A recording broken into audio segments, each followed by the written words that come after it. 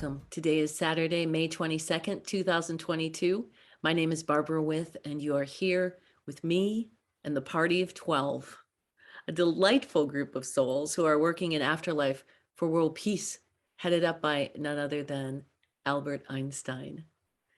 The party has been with us for decades, helping us to birth a new humanity that is needed for the evolution of consciousness.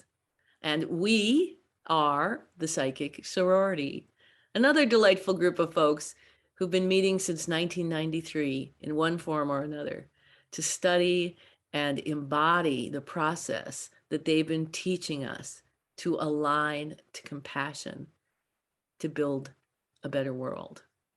And we meet most every Saturday morning from 9 a.m. Central Time to talk and channel and study some ideas and concepts, and basically to teach and inspire personal and global transformation. So you can find the schedule up on my website of partyof12.com, partyof12.com. Check there for our next conversation. And meanwhile, welcome to the party. This morning, thank you, folks, gals, for coming over to the Coffee Clutch this morning. It's on Saturday morning at 9 a.m. Central. And this morning we have Linda in Colorado. How's it going out there? I heard you had a snowstorm. We did, and it's a heavy, wet one and lots of broken trees, a lot of damage. But the moisture is really good. We really needed it. Yeah. We'll just see how that all works out. It'll all work out. It always does. One way or another, or you're with the party. So, so we determined last week, no matter what, you'll die and you'll go to be with the party. Anyway, Joanne, hey, out there in Ontario, Canada. Oh, Canada. Yes, we're having a really nice day today. We've had some rain and dull weather, but it's sunny and warm now. But the same as you, Linda, up and down, not the snow, thank goodness. But yeah, all good here. Thank you. And Debbie, how is it down there in Georgia? Well, warm, getting very, very warm, but we're getting used to it. I haven't turned on the AC yet, though. I'm real proud of myself. We get a nice little cool breeze off the lake, so far so good. It's going to get hot. It'll be my first hot summer down south, so we'll see how I do. You might find a big puddle of water here one day. We are 90-something% water, so I'll fit right in my seat. Yeah. And Tamara, you're out there in San Diego. How's it out there? I am. We are in the midst of May gray, so cool and foggy. And I'm here up on Madeline Island, where it's just a gorgeous spring. It's been not quite so up and down, and but thank you for reminding me, Linda, why I'm not going to plant until after Memorial Day, I think. All right, so this morning, the topic came to me last week, right after I'd published the week before. And the next day, Debbie and I had a conversation, and she said to me, oh, I wish I'd like to learn more about living more intuitively, or something to that effect, which was my affirmation that, yes, indeed, that's what the topic was supposed to be. And so I have come up with 6 simple steps to help you live a more intuitive life. I can't tell you how many of clients and friends come to me and say, I wish I was more intuitive. I wish I was more intuitive. I wish I was more intuitive like you. And I say, yes, you are. You have intuition. It's like, think of it like a spiritual organ. So like you have a heart, whether you know what makes it work or any of it or not, you have it inside you. So you have this spiritual organ of intuition. And so it's not that you have to go get more or cultivate more. You have to master it. You have to master this incredible gift that you have inside you. And when we master our intuition, then we align to compassion. when we strive to live by what our intuition is impelling us to do as the moral authority from compassion within us of our own voice, and know how the whole thing works, that's what being aligned to compassion is. So before we get to these 6 simple steps, I want to talk about a few other simple pieces of the puzzle to be able to understand how simple these things really are. They're very tiny, simple things. Are they easy to do? Not always, but they're simple. The first thing is that intuition is actually part of a triangular energy configuration that we call the 3 human dimensions. In our Einsteinian maps of human consciousness, he and we have identified these 3 human dimensions that are the dimensions that allow us to have this human physical experience. So intellect is associated with the brain and with thinking. Intuition is then associated with the heart. And these are the actual organs that we're talking about, not just the metaphorical brain or the metaphorical heart, but the actual heart. The intuition is heard in that part of your body.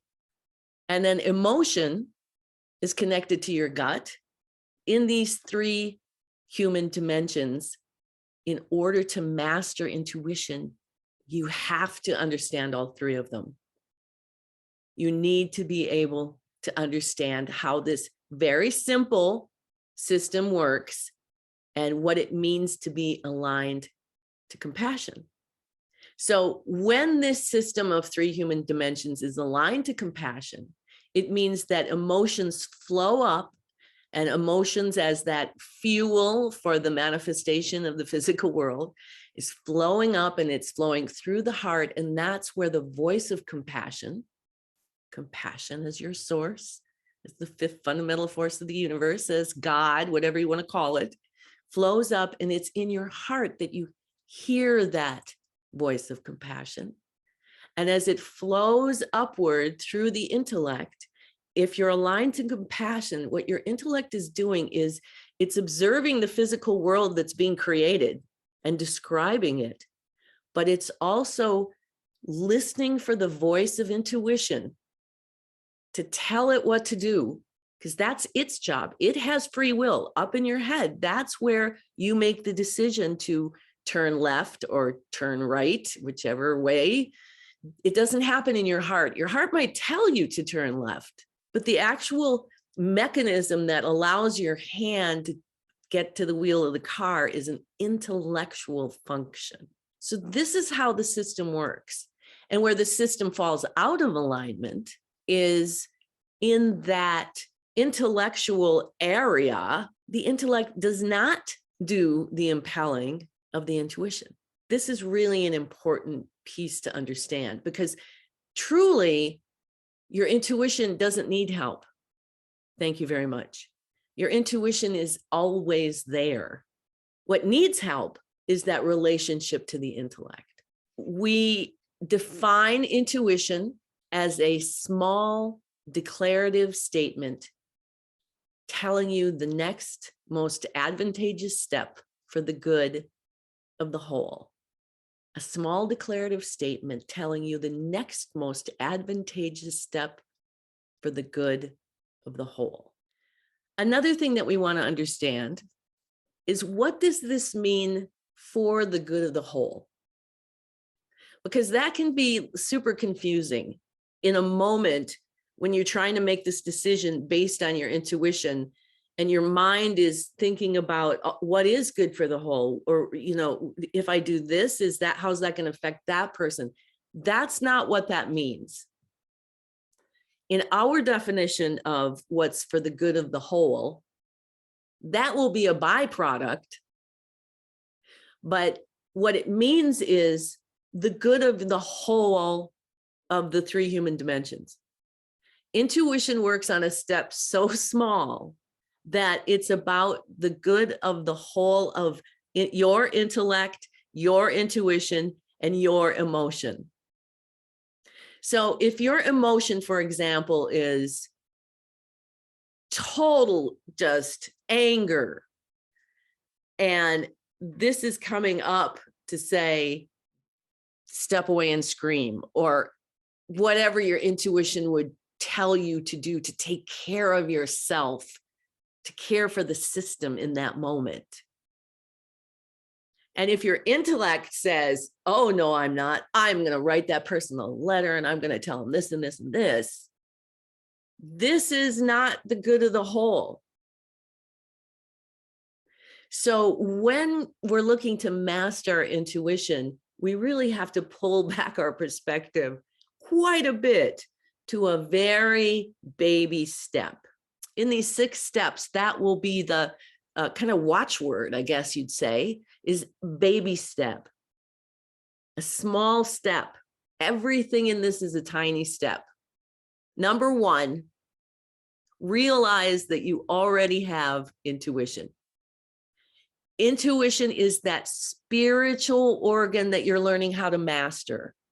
So you really want to frame that in your definition of yourself right at the start. Put that right at the front. I have intuition. It's an innate part of me. And what I say to myself is I better darn well learn how to master it, because it's this most powerful voice of God that we have within us.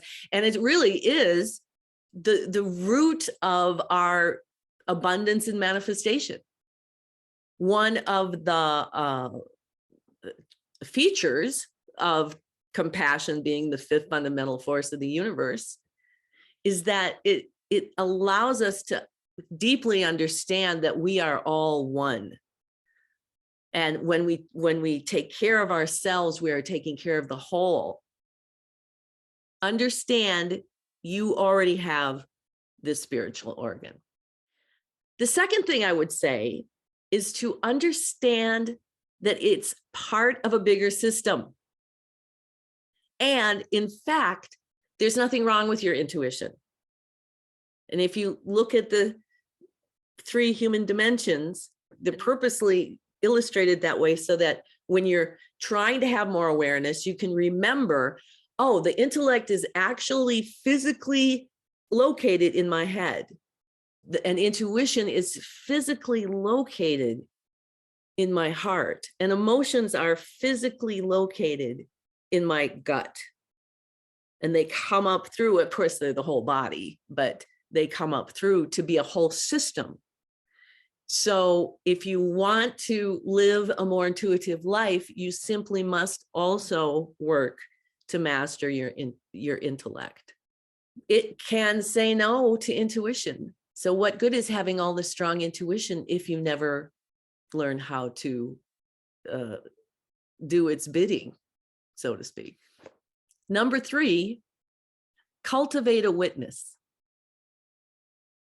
That's another part of this system that you absolutely need to have in order to master this intuitive life.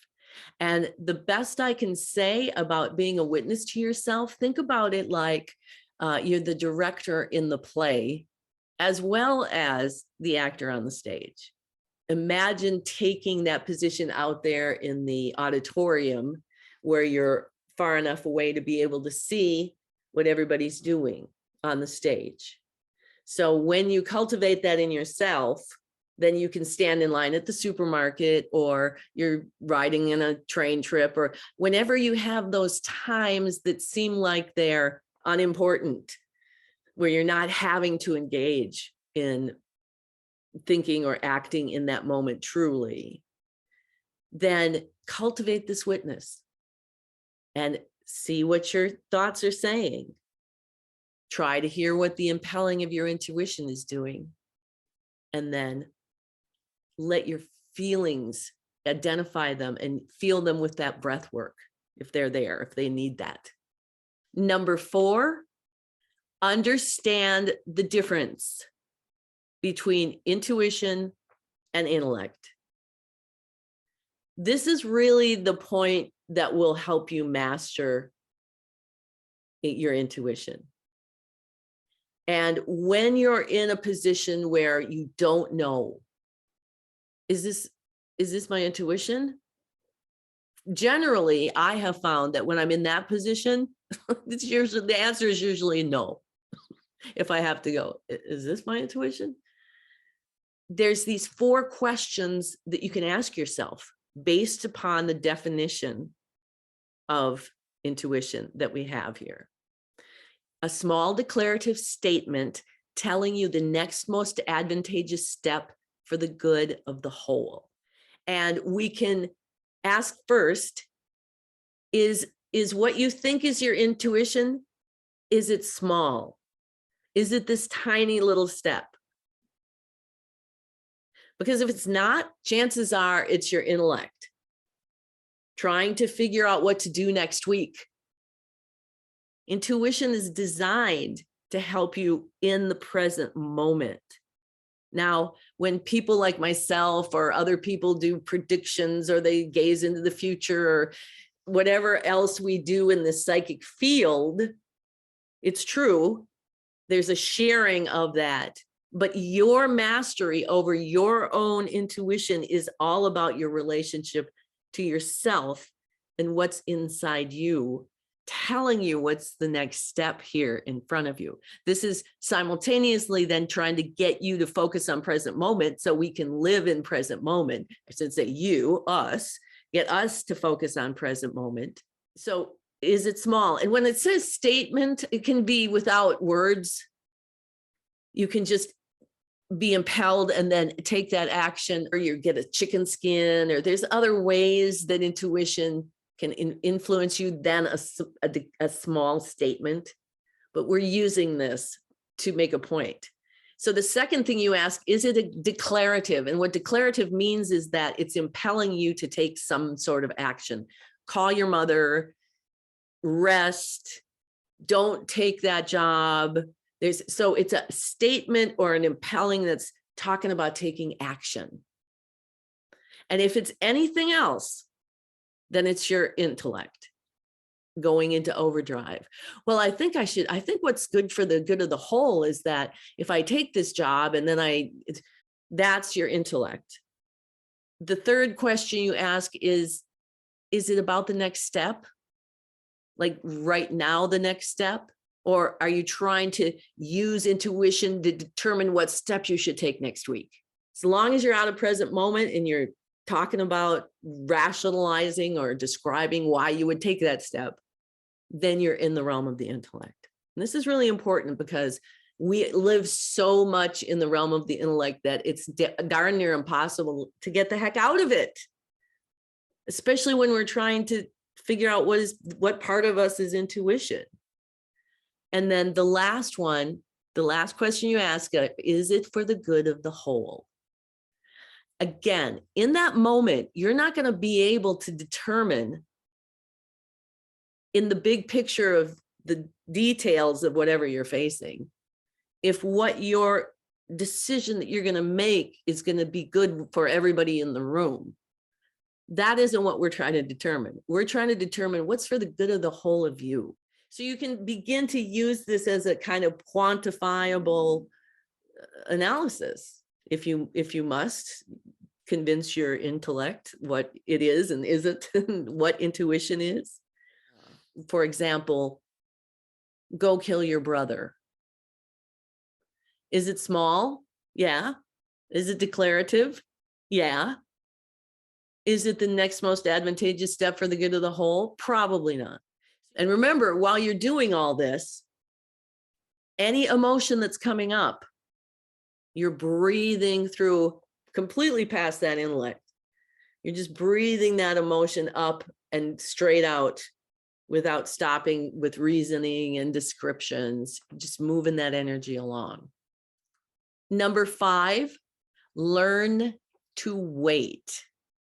I said it was simple to understand, but not easy to do. And why is it so difficult for humans to wait? When it comes to learning how to live more intuitively, however, if you don't hear anything, well, I don't hear anything. Well, maybe there's nothing to do. Maybe there's no step you can take in that moment to resolve that issue or that conflict. Maybe the answer is just to wait. I've found that when I'm working on something and I'm like really intuitively trying to figure out like what's the best step here, what's the next step, if I really just back away and wait and observe without making a decision, that then eventually it's like, oh, and it resolves itself in a way that I probably couldn't have thought up when I was all that invested in having some sort of outcome. So waiting is one of our best friends, best conditions we can learn to thrive in. And number 6, test yourself. Test yourself in a time when you don't have to do anything. When we're under pressure or triggered emotionally, and we're searching for what that intuitive message might be, if there's any kind of anxiety with it, those aren't the times to necessarily test yourself. Test yourself in a time when you're not under stress, when you're not under pressure. Do simple things like try to get somewhere. Try to find your way somewhere where you don't have to, you're not rushing to a meeting or you have to be there at a certain time. You're just doing it to test yourself. I did this back in whenever, decades ago. I had borrowed a camper and I was driving to Chicago and I thought, I'm going to test myself. My test in that time was finding the coffee shops intuitively. So I would be coming up to an exit and I go, what exit should I take in Eau Claire to get to the Barnes and Noble or wherever I was going? I learned so much on that trip as I watched myself. I cultivated my witness. And so the first thing was that, how do I get to the Barnes and Noble in Eau Claire as I'm driving? And right away I hear 4. And there's 4 exits to Eau Claire. But I decided that, I'll fool you. I'll get off on the first one and I'll drive through town just to make sure that it's the 4th one. Well, of course, it was the 4th one. I did drive through town and no, there wasn't another one. So the next time I listened. And when you engage in these kinds of, they're kind of like games actually, and fun stuff, and you're not pressured, and it's not because you're in crisis, but it's because you really want to know how to live more intuitively. I would also just say, when you're testing yourself, understand that part of what we're trying to do here, part of the beauty of conflict revolution is that it was designed for the person who was doing it to be the one who discovered the truth for themselves. It wasn't somebody else coming in to tell you, here's how it works. You've done this, you've done that. It is a system that is set up for people to discover for themselves, because that is the most powerful kind of transformation that you can have. And you all know that because you've all been through that. You're going along and then there's some kind of crisis. And maybe what people have been telling you for all that time, you weren't listening to. But when you saw it for yourself and you had to take yourself into hand and bring yourself out of that crisis, now you're learning. Now you're learning for yourself and you're making those changes. So the idea of testing yourself intuitively is to show your intellect, just like that road trip. After that first time where I watched myself think I could fool them just in case, just in case my intuition was wrong. That was the most powerful thing I could have seen. And then I went on to, through the whole trip, continue to listen in a new way and act, not just hear, but then act in a new way. Together, all these steps of how to live a more intuitive life require our participation. And for those of you who are ready, I think this is a really exciting way to evolve ourselves, to help us birth this new human that we want to be, where we're aligned to compassion and we're listening. We know what our intuition is saying. We don't have to spend a lot of time intellectually challenging ourselves, challenging our intuition, arguing with our intuition. Second guessing. Second guessing. That's it. We don't have to spend that time second guessing that we can live that way. I have to say, after all that this is really coming to life in my life right now. I have the space and time here back at home where I'm able to go slow. I'm able to wait. I'm able to have those kind of playful games with myself. And it's just so delightful. So anything you guys want to say about your intuitive processes? I'd like to say that in the past, I have had a number of instances where my intuition kept me out of the space of danger. When you were talking about waiting, I've had instances where my vehicle just stopped running. Going up the mountainside, I found out what had been going on. If it had not decided to quit for a little while, I would have been caught right in the middle of a big accident. So sometimes we are being protected and we don't even know we're being protected. So what I did learn about that is not to get too upset. I still get upset. Don't get me wrong. I do. I get frustrated, but I have to stop and think about that and then be really thankful that whatever happened for my highest good. And when you were speaking of for the good of the whole, when I am trying to listen to my intuition, I always usually say for my highest good. Because if it's for the highest good of me, that might not be somebody else's highest good, but it's for me in that moment, in that present moment in time. And I think when we try to intellectually analyze in that moment, is this for the good of the whole? We may not know intellectually. Your intuition, our intuition knows the big plan. Compassion knows the whole plan. So it's not going to lead us astray. And I had that same experience that I'll never forget that made me do that when my mom went into the assisted living, and we all four of us girls thought this was the best thing for the good of the whole. And then she learned that she might be evicted from it. And I beat myself up a little. Well, how could you have done that? Wouldn't you intuitively have known? And yet in the long run, after the company got back up and running and they were going to keep going, she fell and broke her femur and couldn't be there. So we had kept the house before we sold to make sure this place was going to be safe. That kind of lesson, it goes back to these lessons that we learn for ourselves are the most powerful and impacting. And I think it's good to take the bigger view as a mother of 3 sons.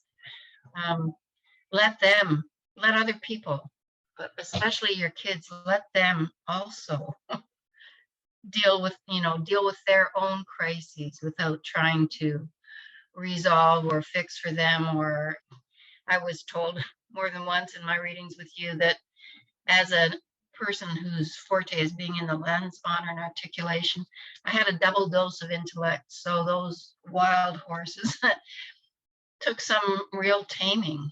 I don't know if that's true for all honor and articulation focused people who are, more focused in the physical, but for me, yeah, the double dose of intellect allows certain advantages for sure, but makes it harder kind of to open up. The other thing that I wonder about when you're talking, this was a really great presentation, I really especially appreciate for the good of the whole perspective. Whether mastering the intuition is, for me, that sounds like trying to control it. I would rather align with, like be open to align with, rather than master. To me is kind of an intellectual thing. Well, and maybe think about it like if you're going to align to compassion by becoming this intuition, you have to master your intellect. Exactly, for sure that. So And I think master that, your emotions too, if you will, through the breathing. And to me, the intuition is something to align with, open to, listen to, not, yeah, just the connotation of master, I suppose. if you apply the word to the whole process and not just intuition, which is, I think what he was getting at is, Yeah, fair enough. you're mastering those things. But yes, absolutely. Well, I that was what I said. I shouldn't say him. Shouldn't blame him. Credit him. Yes, yes. I like that the witness helps us to focus into the intuition, because I think that's what I need more, is that focus, because it is a small declarative statement. I call it just a wisp. A thought wisp will just literally go psst. And if I didn't get it, or if I questioned it or judged it, it was gone. And I got into the habit of saying, if I missed it, would you do it again? And, so that I'll get it. So I don't know if that works or not, but I ask anyway. And I love that, that it is aligned with compassion when we try to get into that focus. So when we're focusing on it from the witness and we are doing it with compassion, and then with the intellect, ready to listen, I do just believe that's a beautiful system you presented. Thank you. You put it all together for me. And then the good of the whole, that was kind of burdensome, thinking I have to make decisions for everybody. But so putting it in that perspective, and I love how Linda called it the highest good for me, because there's only one of us here, and that's the best I can do is for me. And then I know I'm doing the best for all, and we'll let that happen as it comes out, but I don't need to worry about it. Thank you so much. I was wondering though, if it would help to focus on the heart. Like, okay, intuition, I'm listening to you. I was wondering if that physical kind of connection might help. Well, and last week when we did the guided meditation from the first consciousness to the second consciousness to the third consciousness, it kind of brought home this idea of being able to move our consciousness from the intellect to the intuition to the emotion, because that's what they're basically doing, with the first consciousness being the intellect, the second conscious being the intuition, and the third conscious being the emotions.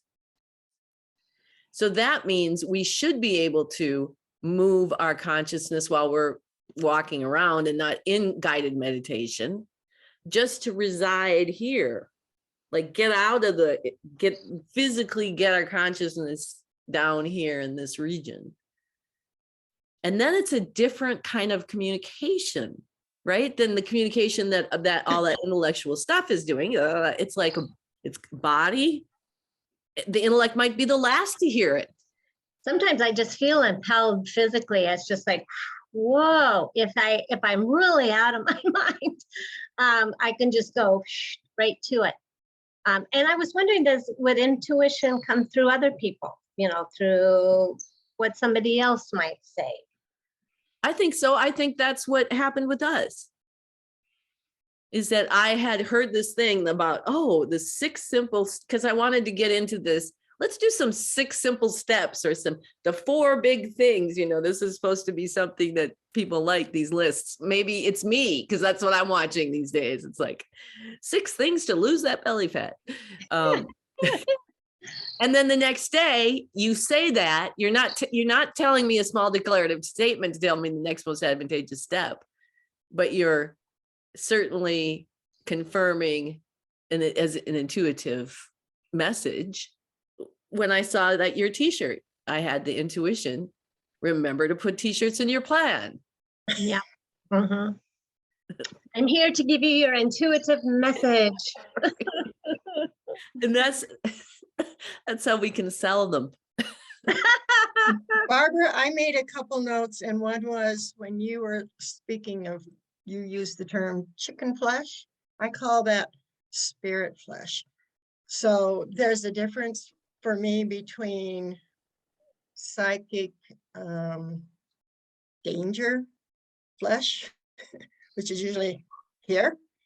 This is how I get my answers, particularly when I was working with clients all the time.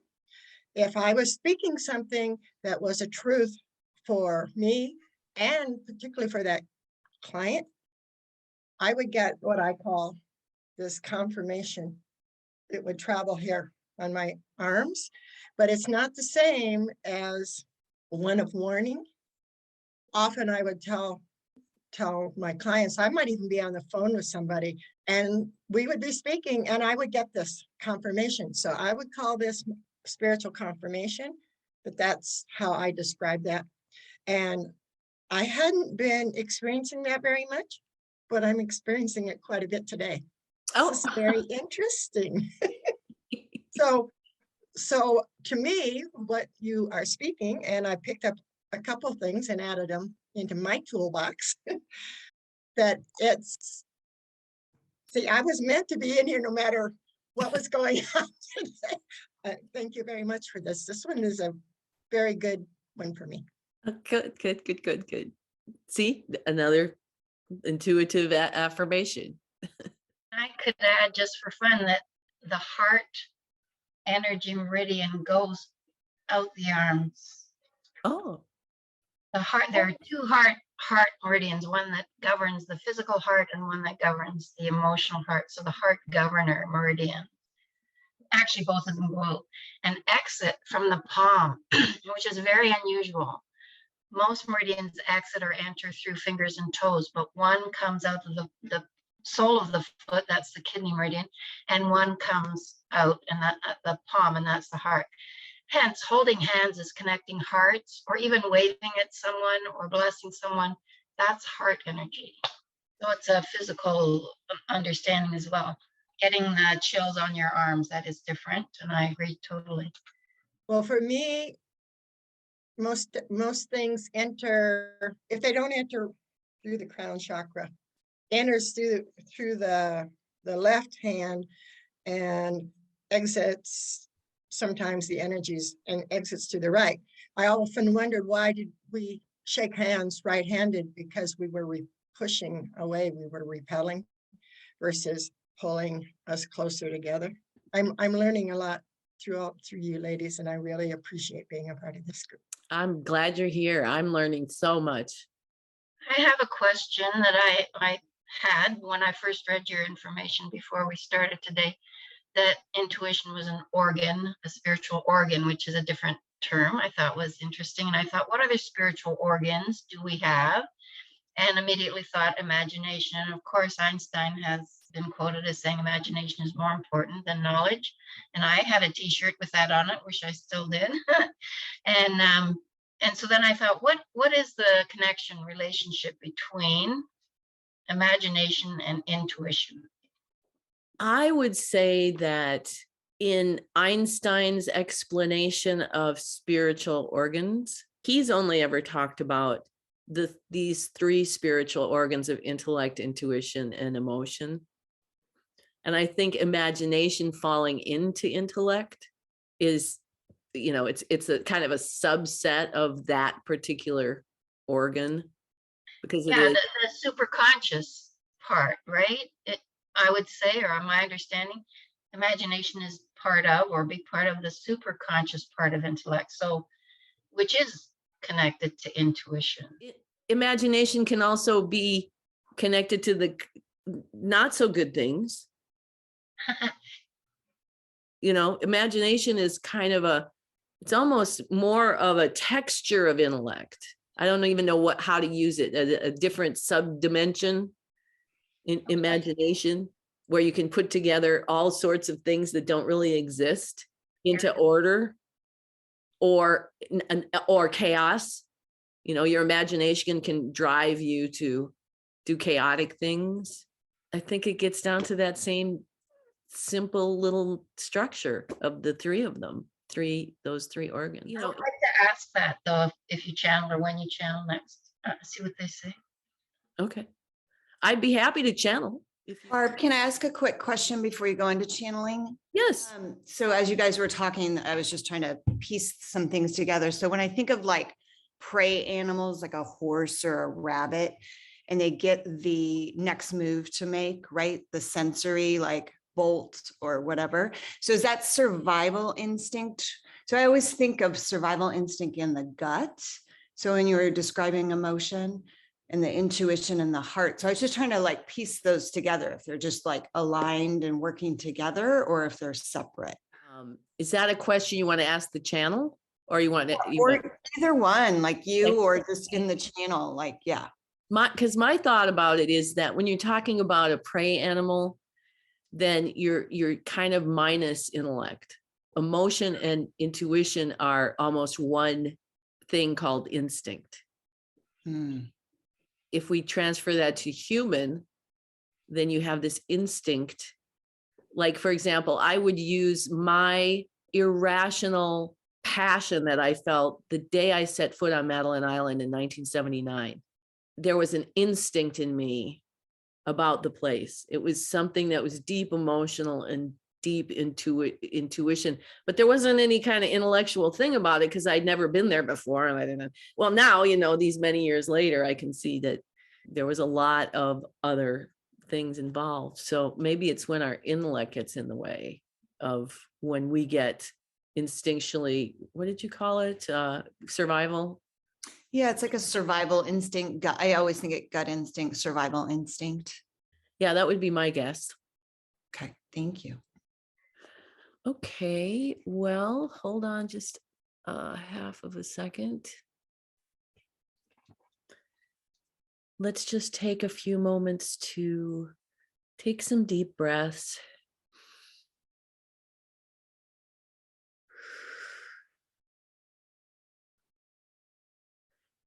Breathe a few deep breaths into your nostrils and out through your mouth.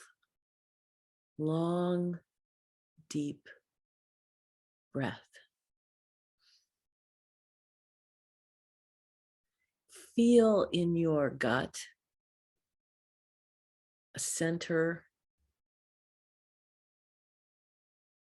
Feel the attachment to that primordial soup, that gelatinous ooze, that undefined place of deep emotion. And feel yourself in the center of the earth, where there is no description. There just is.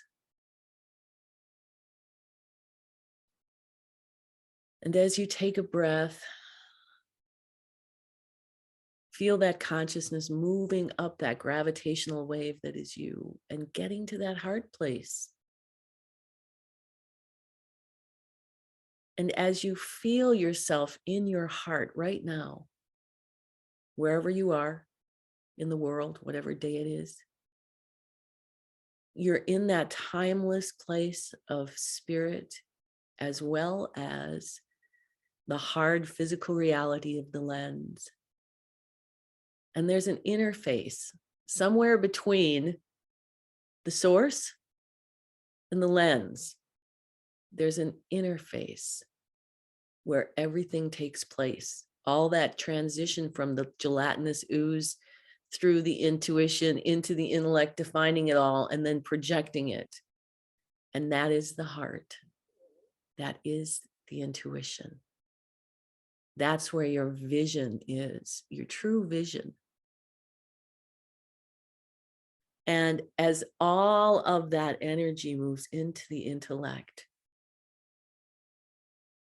let's empty our minds right now and take a look at this picture in your mind of this most glorious, beautiful place.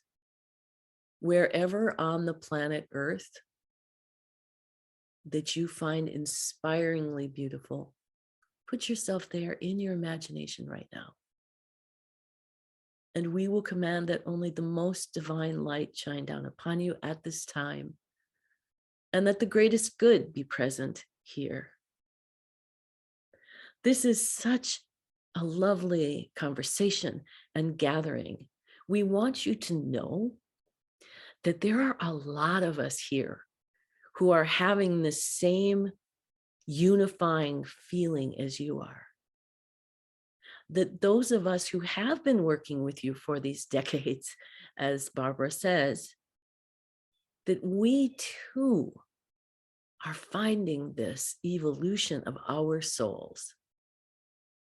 And part of it is this joy to see you consciously seeking in the way that you are to birth this new humanity, to embody what the new human looks like, despite what's going on in the culture around you.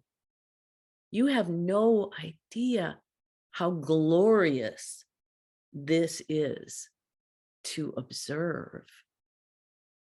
And it's the consciousness that you bring that's so inspiring, that you're so willing every single day to be aware of who you are, to want to master this system of thinking and feeling and acting.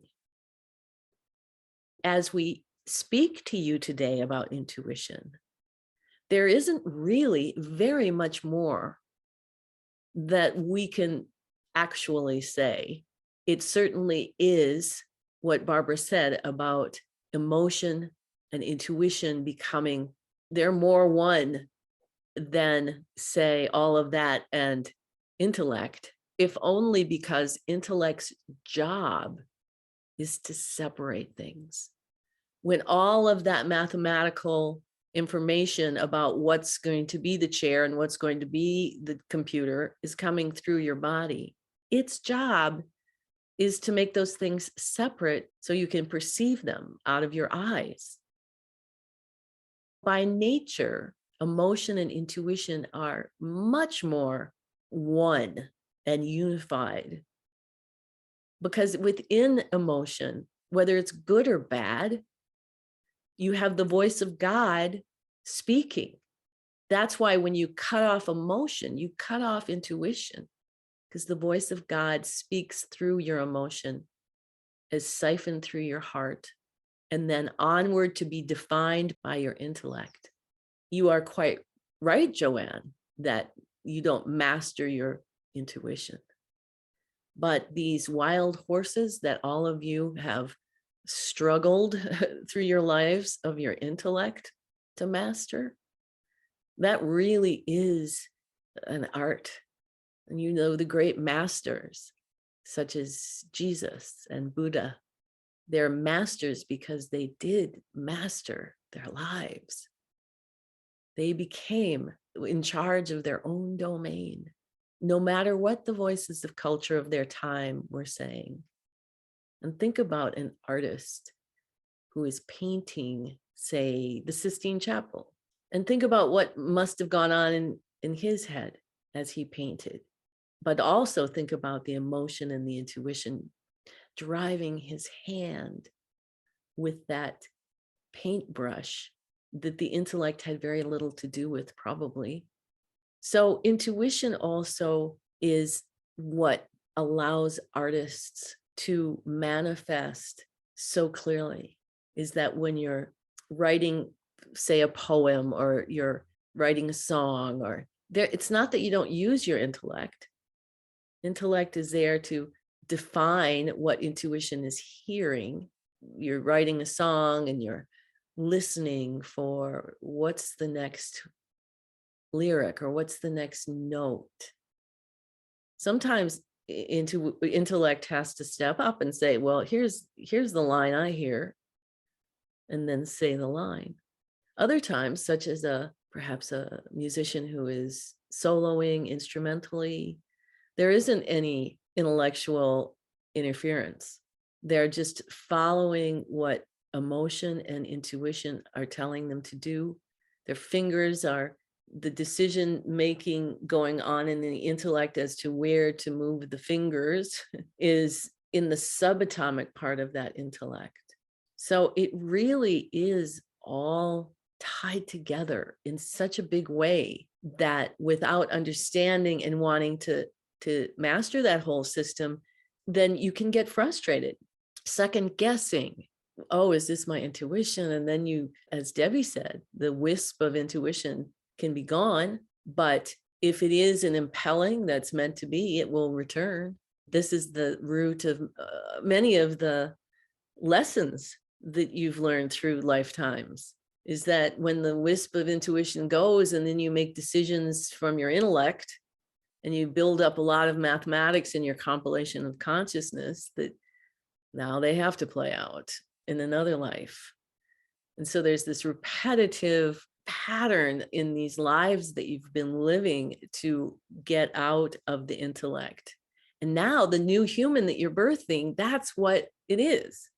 That's the byproduct of all those many years of trying and trying again and living again and living again, and slowly becoming more and more conscious of the timelessness of your soul. And how does that look with the physical world? And then you have been working with us so we can show you quite clearly how you can have multiple lives going on at once. That's a lot of intuition, and that's a lot of intellect that you are now, today, coming to master. And it's, as we said, as we started out, it's really most magnificent. And we did want to address the question from last week about the materials and about the knowledge. We say that there is no need to have to save those physical materials because you have embodied it. That embodiment is 100-fold more powerful than any physical material that you have right now. Because you've been embodying it and you've been helping to change the entire human species, the children who have come along since then, they are embodying it in their intuition as well because of your embodiment of it before they arrived. And every generation is getting to reap the rewards of that.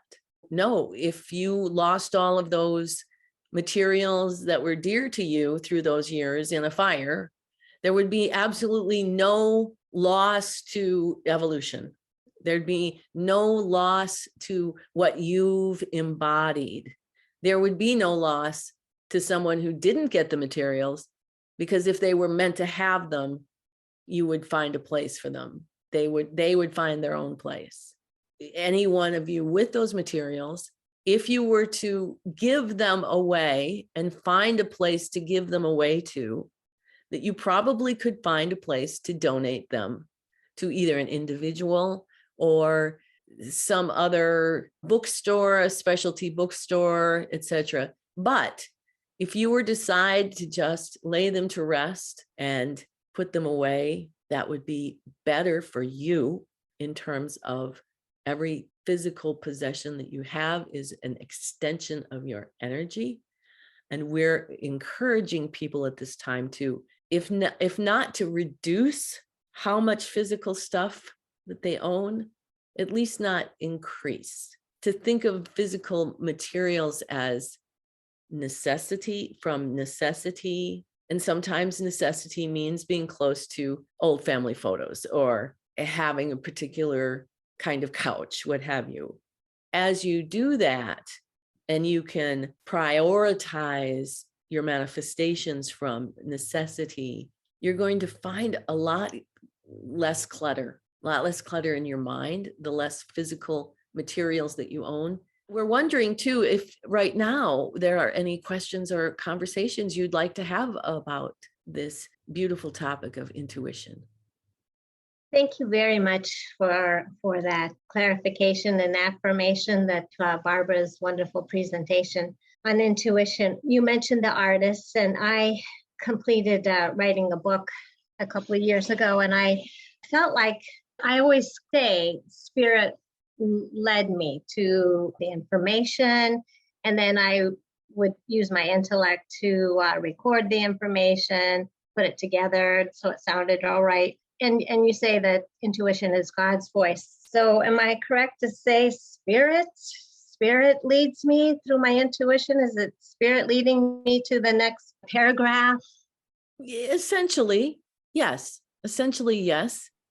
That if you're talking about the makeup of the energy that's in play here, everything is of spirit, but the emotion is mostly what's embodying the information. Because if you think of it like the whole book exists in the source, but see it sort of as a membrane domain in the shape of the book.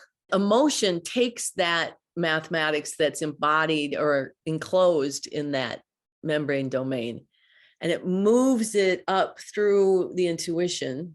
And then the intuition feeds it into the intellect via a spiritual channel, not the other way around where intellect is first defining it.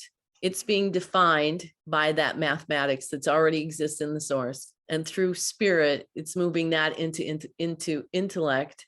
And then you are agreeing that this is the process you're doing to create this book that you feel in your source exists, but now you have to manifest it in this way. So little by little, it's almost like it comes through a toothpaste tube. You get some, and then you get more, and then you get more. And yes, that is spirit interacting in the intellectual realm. Oh, I love that. I love that. Thank you. That was great. And I just watched a little YouTube video of Paul Simon talking about the music of Bridge Over Troubled Water. The lyrics in particular came through him. And he just had no idea. He said they just came 1 second, they're not there, and the next they are. And he had no idea.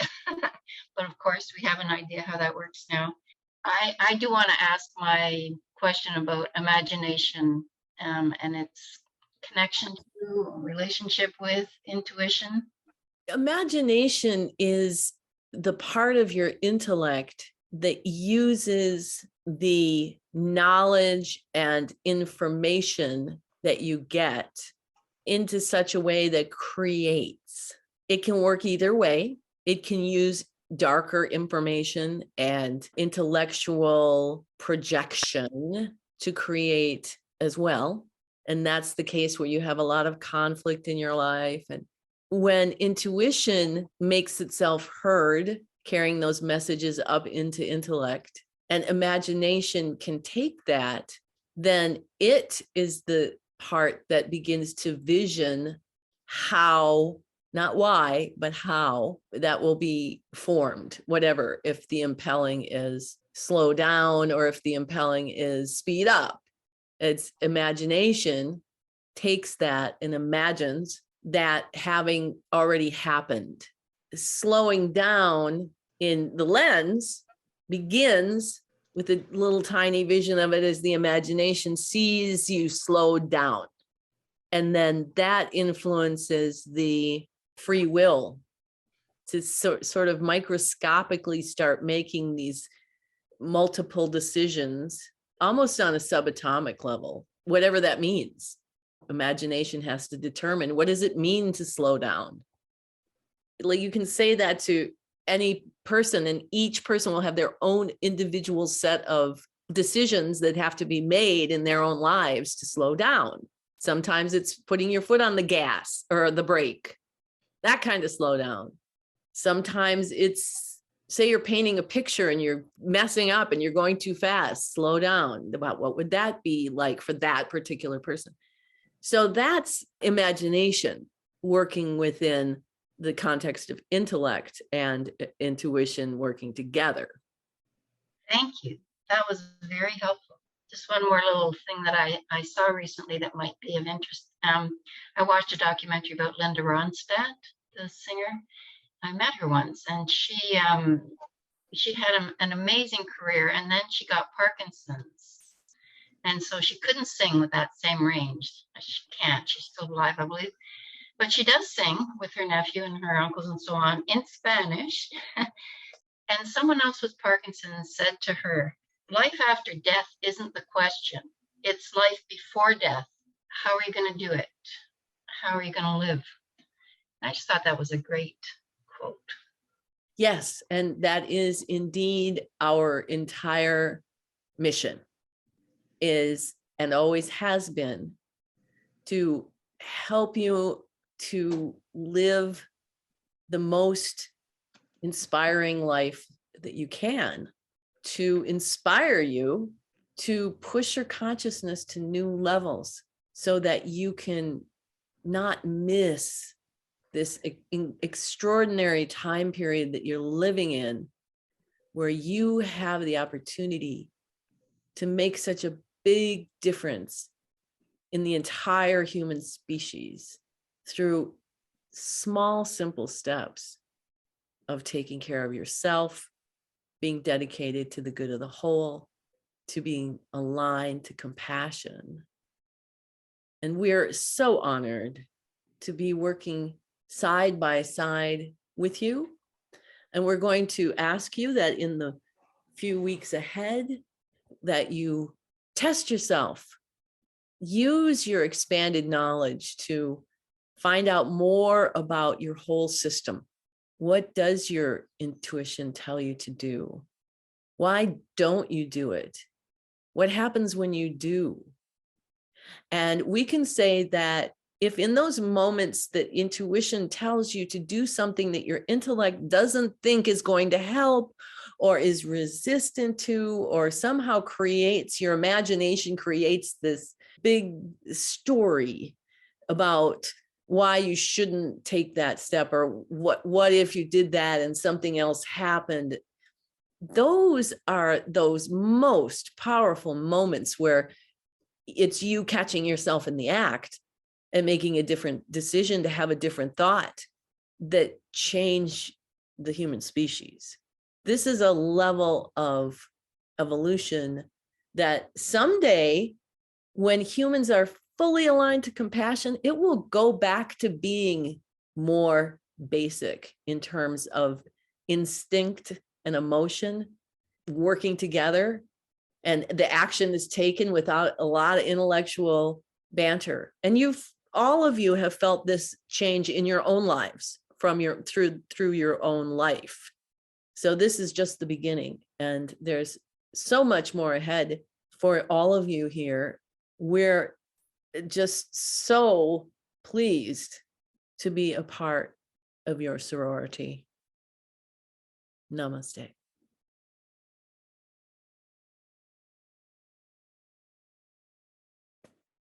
An all-inclusive sorority. I love that.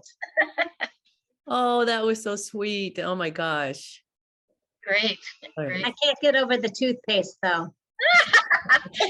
Every time you brush your teeth now, right? It's the creation process. Somebody says, describe the creation and process in one sentence, toothpaste. One word, yeah. That was such a wonderful seeing that little book, right? The little shiny little matrix of a book. Well, thank you again so much. I love you guys. Thank you. Thank you so much, Barbara, for all your work and all you're doing. Thank you. Thank you. Yeah, great Yes. presentation, really. Thank you. I'm excited. All right. Bye-bye, you guys.